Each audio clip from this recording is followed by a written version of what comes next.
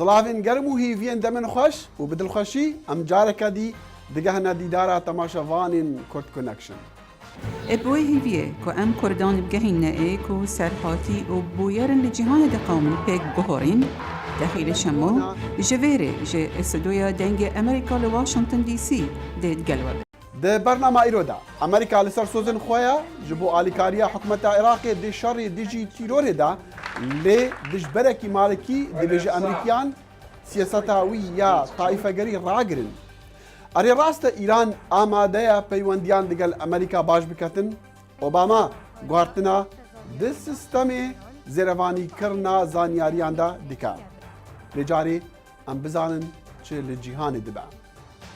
وزیر دروی امریکا جان کری گوت د کنفرانسی جنیوا تو دا د دستیک بیتا دیارکرین بر رازیبون رکابریا سوری و رژیم اسد جبو بریوابرنا دم قوناغا و گوهاستنی.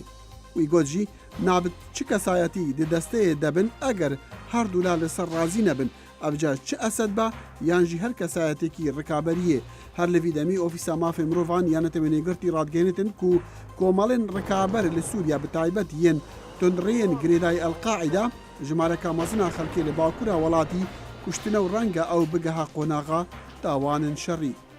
كوميتيكا جواتا سيناتورين امريكي دبشتن الري لهريشا سالا 2012 لسر ناوند الدبلوماسية امريكي لباجار بنغازي ليبيا دهاتا گرتن.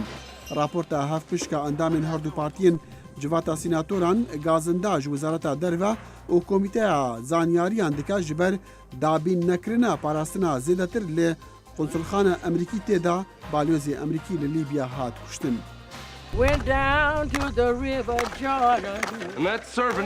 کاندید جبو خلاتی اکادمی 2014 للوس آنجلس هاتن راگهاندن درامایا بناوی 12 سال کولتی لپیشیا کاندیدایا او چیروکا زلامکیه پشتی هاتی رواندن جبو کولتی تی آزاد کرن. درامایا 12 سال کولتی کاندیدا جبو باشترین درهنان. I will offer up my talents to Master Ford. I will keep myself hardy till freedom is opportune. سلاوین دوباره گلی تماشاوانین هیجا امریکا دی بیجا او لسر سوزو گفتن خویا جبو آلیکاریا عراقی دی شر دیجی ملیتان و تیرورستان دا لحریما انبار لینها او پشکا مزنا آلیکاریا لشکری یا کوسرک وزیر عراقی نور المالکی دا خواست کری جی امریکیان ناوا گوهزا نوکا لدیجی نیارن خوین سیاسی بشیوه کی تند بکاربینا. وڵاتی یەکگرتوەکانی ئەمریکا هەوڵ دەدات هاوکاری حکوومەتی عێراق بکات لە شەڕی دژ بە ملیتارەکانی کە بەم دواییانە دەستیان کرد بەسەر فەلوجە و ناوچەکانی تری پارێزگای ئەمباردا. واشنگتن نردنی سەد موشکی جۆری هێلفایر و باڵۆنی چاودێریکردن و نزیکەی 10 فڕۆکەی بێفڕۆکەوانی خێرا کردووە. وتەبێژی پێنتاگۆن سەرکردەی هێزی دەریایی ئەمریکا هەموو ئەم شتانە بۆ مەبەستە دەکرێن کە تواناکانی لەشکری عێراقی زیاتر بکرێن و توانای بەدەستهێنانی زیانیاری زیاتریان هەبێت لە کاتێکدا ڕوبەڕووی ئەڵقاعیدە دەبێتەوە. بەڵام موشکی هەڵفایر کە دەبێت تەنها بۆ ئامانجی دیاریکرا و سنووردار بەکاربێت و فڕۆکەی بێفڕۆکەوانیش لە تانک و هەلیکۆپتەری ئەپاچی لاوااسترن کە عێراق لە مێژەوە لە ئەمریکای داوا کردووە. ئەمریکانی گەرانی هەیە لەمەڕ وەک دەڵێت تاکتیکە سیاسیەکانی بەڕێزمالکی دژ بە بەرهەڵستەکانی. شیکاری سیاسی تیم براون لە ماڵپەڕی globalsecurity.org دەڵێت واشنگتن متمانەی بە حکوومەتەکەی مالیکی نییە کە چەکی قورسی پێ بدات. وڵاتە یەکگرتووەکانی ئەمریکا نیگەرانی ئەوەیە حکوومەتی عێراقی بەبێ ڕێنمای و مەشقی گونجاو ڕەنگە چەکەکانی بە مەبەست یان بەبێ مەبەست بە شێوەیەکی خراپ لە دژی پێکهاتێک بەکاربهێنێت جا بەم تەکنۆلۆژیای ئیستا دەشێت کۆنتڕۆڵ بکرێن.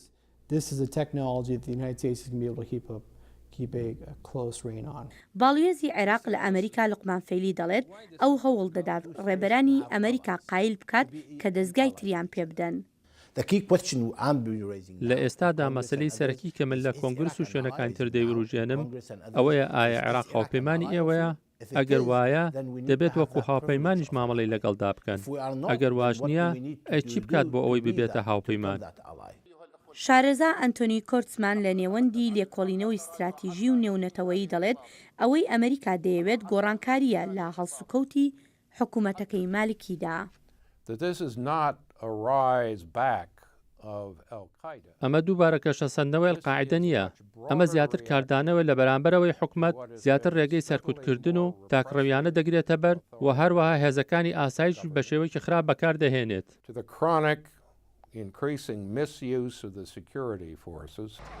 هێزەکانی ئەمریکا دەڵێن تەنها کەرەستەی شەڕکەر کێشەکانی عێراق چارەسەر ناکات، دەبێت لەگەڵ ئەوەدا مەشق و ڕاهێنانی کاربەدەستان لە ئاستی وەزارەتەکانیشدا بکرێت. ئەمریکا بژارەی ناردنی هێزی شەڕکەر ڕەت دەکاتەوە لەو کاتەوەی هێزەکانی ئەمریکا لە ساڵی 2011 لە عێراق کشاونەتەوە ژمارەی ڕاوێژکارانی لەشکری ئەمریکا لە عێراق زیادی کردووە بۆ 200 کەس. هێرۆ زەنگەنە دەنگی ئەمریکا. و هناك جوان نيارين سياسيين سرك وزير مالكي في حفتيه ليرا لواشنطن بون جيجري مالكي صالح المطلق لبنيادي امريكي جبو اشتيه داخواز جا امريكيان كر شيراتان لهف بند خوا لهف بيمان خوا مالكي بكن وسياستا يا طائفه جري راجرن قوتارا المطلق لجيرنا في حكم راني وأولهية عراقي ويقوتا آمادا بويان خطرة طائفة قرية لسر عراقي وكا خطرة القاعدة مظنة. اليوم نريد أن نخلص الجميع من دەمانەوێت ئەمڕۆ هەموو لایەنێک لەم نەخۆشیە کوشندانە ڕزگاریان بکەین. نەخۆشی تایفی و نەخۆشی تیرۆر. عێراق دەتوانێت ڕۆڵێکی دیاری هەبێت لە ڕزگارکردنی هەرێمەکە لە تیرۆر و تایفەگەری. عێراق باچێکی زۆری لەم شەڕەدا داوە. بەڵام زوڵم و زۆرداری و پەراوێزکردنی لایەنەکان لە بڕیاری سیاسی زەمینە بۆ تیرۆر خۆش دەکات. جێگرێ سەرک وەزیرێ عێراقی گوت جی ئالیکاری ژە ئەمریکا و تەڤایە وڵاتین جیهانێ ji bo nehelana tîrorê li devera El Enbar pêtîviya lê alîkariyeka dî ji Amerîka tê xwestin. بأن تنصحوا أصدقائكم في العراق قادة الكتل السياسية لە خستنەوەی سەرڕێگای ڕاست دۆستەکانتان لە عێراق ڕێبەرە کۆمەڵە سیاسیەکان بە ڕێگای ئاشتەوایی نیشتیمانی چونکە ئێمە لەو بڕایداین تەنها بە چەک تیرۆر لە ناو نابرێت بەڵگو کۆمەڵگایەکی گونجاو و بەهێز دەتوانێت ئەم شەڕە بباتەوە. خۆتان دەزانن لەشکری ئەمریکی بەهێز و توانای خۆیەوە نەیتوانی بەبێ یارمەتی خەڵکی ناوچەکە ئەلقاعیدە لە ئەنبار دەربکات. سەرک وەزیر مالکی ژی عینی دیتنا مطلق هەیە ji bo çareseriyê hewla hevpişka Iraqyan digel hikûmetê û eşîretên deverê bo derxistina Elqaîda. Mark Kimmittee qomandarê xanenişînê leşkerê Emerîkî got cudahî ew li hev hatin daxwaza tevaya Iraqyan e lê armanceka dirêj deme. Ez bawer nakim ku kesek li Iraqê li ser ve nehevbîr be. Lê ev armanceke dirêjdemî ye. Divê ew piştî derxistin Elqaîde li Iraqê dest pê bike. Ji bo wê armanca dirêjdem divêt hikûmeta Malikî xelkê wê herêmê razî bike guh li daxwazên wan bigire ew zulm û zordariyê ji ser wan nehêle. Li gora gotina Salih el-Mutlaq taîfegerî ji tîrorê xirabtir e çunku ew tîrorê diriz dike û wek amadekarî ji bo hilbijartina divêtin dengên taîfegeriyê bi alîkariya Amerîka nemînin. فأتمنى أن تنصحوا أيضا كل أصدقائكم. من ئومێدەوارم ئێوە ئامۆژگاری هەموو دۆستەکانتان بکەن تاوەکو لە ئازراندنی تایفی دوور بکەونەوە لە پێش و دوای هەڵبژاردنەکاندا.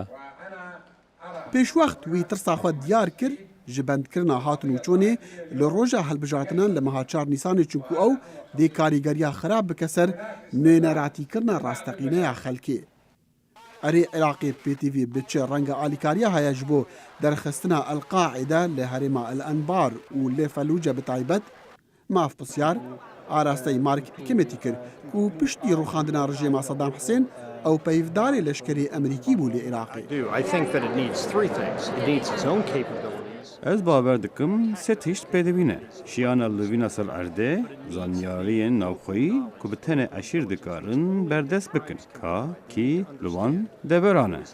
Alîkariya Amerîka hevce ye. Çimkî tenê Amerîkî dikarin zanyariyên stratejiyên asta bilind peyda bikin. Îcar bi hevkariya hêzên Iraqê û eşîran û bi hewlên hevbêj ew dikarin Elqaîde ji Iraqê bi hesanî derxîne. Salih el-Mutlaq rêberekî navdarê Sunîyên Iraqê ye. Ew ê gote amadebûyên binyadê Emerîkî ji bo aştiyê li Washington ئەوێن لە فەلوجە سەر هەڵدانێ دەکەن ئەفسەر و سەربازên berê yên rejêma Iraqê ne pişteka Beesiyane û ji mareka wan kesane xwe pîşandana dikin ji bo wergirtina mafên xwe yên destûrî. بینەران ڕۆژنامەوانەکە ئەمریکی ڕۆبن ڕایت بەری دو هەفتیان ji سەردانێکە ئیرانی vegeriya wê xwest nirxandinên xwe û dîtinên xwe û bîrûbawerên xwe yên dawî li ser Îranê digel ji mareka taybetmendên Îranê û herwasa digel karmendên endamên Kongresê Emerîkî parve bike. Wê got bîrkirinek nû li Îranê peyda bûye ji bo vekirinên siyasî li pêş cîhanê. Kamera Kurd Connection li panêlê amade bû. Kurd û Kirmanc xanim Ray dibêjitin Îran hatiye guhertin. Tevaya rêberên wê yên reformxwaz û ji mareka mezina kevne parêziyaran jî hatine guhertin û bawer dikin niha demê vekirina li hember cîhanê. Over the past 6 months, Iran has begun what I think is a strategic li şeş mehên borî Îranê dest bi ser îjnû nirxandin û darêjtina armancên stratîjiyên xwe kiriye. Armacên stratîjiyên navxwe derve piştek jê ji ber tundkirina tolayan li sala borî. Ji sala 2011 were diravê Îranê şêst ji sedê hatiye xwarê û ji avbûriya cîhanê hatiye vederkirin. Piştî serketina ruhanî li hilbijartinê havînê, heta radehekê layenên tunrê gihiştine wê bawerê ku divê bersiva hez û daxwazên xelkî bidin. 40 salin rojnamevana Emerîkî Robin Wright seredana Îranê dike û dû pertûk li ser nivîsandine. Li seredana xwe ya dawî ya berî demekî Kurd ew gelek bi berebabê nû yê Îranê daxbar bûye. Ku çi ji serdemê şoreşê nizanin yan rîdanên wî demî ji xwe re nakine xem. Ew niha çil ji sedêne û biryarên siyasî dikevne di destê wan de. Teknolojiya nû li berdestê wan e li heman dem jî dikevne ji barê giranê aborî ku ji encamê toleyên cîhanê ye û yên Amerîka jî bi taybet ji ber bernama Îraniya navokî. Îranê divê rêkeftinê li ser bernama navokî biket û dîplomasiyet ser bigiret û vegerine nav civaka nêvneteweyî. Rast e ew bi ekcarî xwe nadete dest. Lawan li hêre li navholên Kongresê û li navendên Washington dê miştûmurek dirêj peyda be. Xanim Wright gote ji mareka taybetmendên Îranê û karmendên ofîsên endamên Kongresê bîrkirinek nû li Îranê peyda bûye sebara têkeliyan digel Amerîka.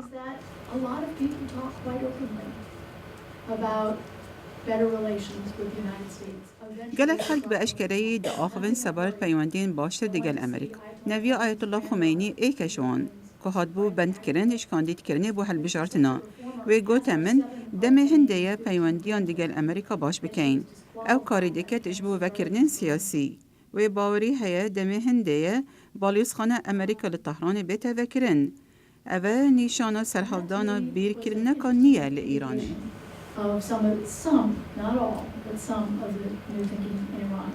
Navê diyarê vê pêvajoyê eger dest pê bike serokê nû hilbijartî Hesen Ruhani ye.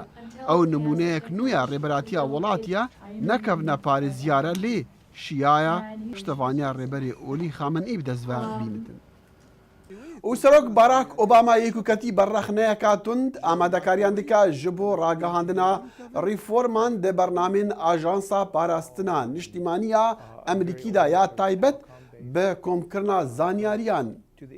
Her li vî demî jî sirinc ketiye ser çawaniya hakkirina kompîteran ji aliyê ajansê ve. روزنامه نیویورک تایمز li gotareke behsê çend ji teknîkên çavdêriya Ajansa Parastina Niştîmanî an ku NSA dikir, bû nimûne behs kir ka çawa NSA softwarên taybetî li nav 100,000 kompîtera li seranserê cîhanê danabûn. Li dîf wê gotarê wê ajansê teknolojiyeka nepenî kar anîbû heta bi wî rengî gohrankariya bêxte zanyariyên nav kompîteran heta eger wan kompîtera înternet jî nebid. Ev cure teknîke gelek ciyawazin ji ew teknîkên NSA li berê bikard anîn, ev jî li gor axiftina James Andrews Lewis, şarezayekî ewlehiyên kompîteran li Washingtonê.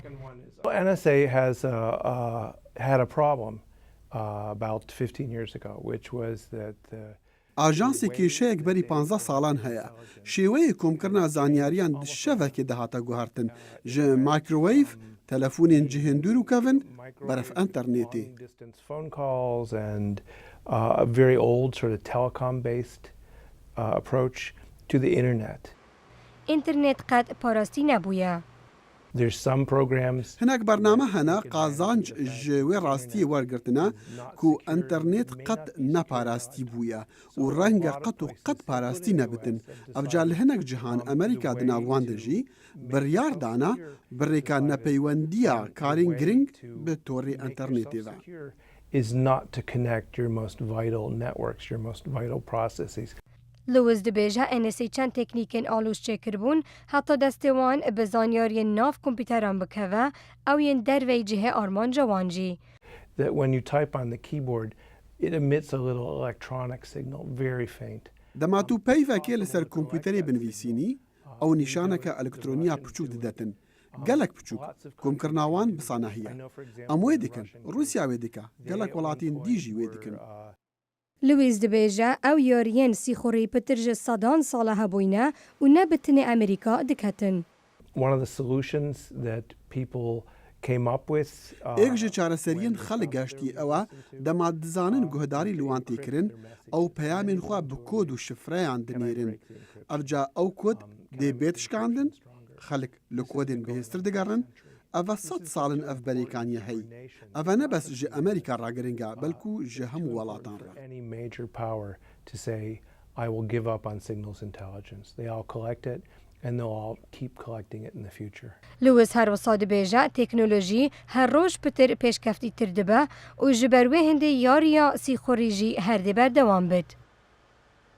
Herêz xendan dengê Amerîka. Temaşevanên hêja ev vebûn babetên me vê heftiyê gihandîn hev. Hûn dikarin temaşayî bernameyê bikin ve bi seredana malperên dengî Amerîka yan dengê Amerîka Facebooka me Kurd Connectiona û heta heftiya bê dexîlê şemo digel stafê bernamê hîviya xweşî û kameraniyê ji we hemû re dixwazin û we digel hunermend Dilêr Husên dihêlin û vê parça mûzîkê.